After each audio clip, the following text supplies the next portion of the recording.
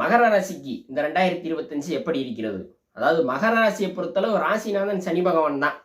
மகர ராசிக்காரவங்களுக்கு ரொம்ப கவலை. நமக்கு 7.5 சனி நடக்குது, 7.5 சனி நடக்குது, 7.5 சனி நடக்குது சொல்லிக்கிட்டே இருக்காங்க. எனக்கு எப்பதான் முடியும், எப்பதான் முடியும். அதாவது மகர ராசியை பொறுத்தளவு 7.5 சனி என்பது உங்களுக்கு பாதிப்பை தராது, நல்லதுதான் பண்ணும். அதாவது ராசிநாதனே சனி பகவான் தான். அவர் எப்படி உங்களுக்கு கெடுதல் பண்ணுவாரு? சற்று யோசித்து பார்க்க வேண்டும். இந்த 2025ஆம் ஆண்டு முழுவதுமே உங்கள் ராசிக்கு 2ஆம் இடத்துல தான் சனி பகவான் இருக்க போறாரு, இருக்கிறார். 2026ஆம் ஆண்டு தான் உங்களுக்கு இந்த 7.5 சனி என்பது முடிய போகிறது. 7.5 சனிக்கு மகர ராசிக்காரங்களுக்கு சம்பந்தமே இல்லை. நீங்க அதை நினைச்சு ஃபீல் பண்ண வேண்டியது கிடையாது. மேலும் ராசிக்கு 5ஆம் இடத்தில் குரு பகவான் இருக்கிறார். அவர் மே மாதம் 11ஆம் தேதி பயிற்சியாகி ராசிக்கு 6ஆம் இடம் செல்கிறார்.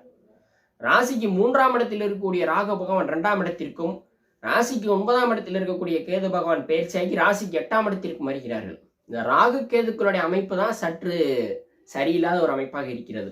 2இல் ராகு, 8இல் கேது, சற்று கவனத்துடன் இருக்கக்கூடிய ஒரு அமைப்பு. அதாவது வண்டி வாகனங்களில் சற்று எச்சரிக்கையாக இருக்க வேண்டும்.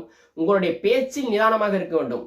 ஏற்கனவே 2ஆம் இடத்துல சனி பகவான் இருக்காரு, அது நன்மைதான். இருந்தாலும் ராகுவும் வந்து சேர போறாரு. ஏப்ரல் மாசம் 26ஆம் தேதி ராகுவும் உள்ள வராரு. இப்ப சனி ராகு சேர்க்கை 2ஆம் இடத்தில் இருப்பதனால் பேச்சில் சற்று நிதானமாகவும் எச்சரிக்கையோடும் நடந்து கொள்ள வேண்டும்.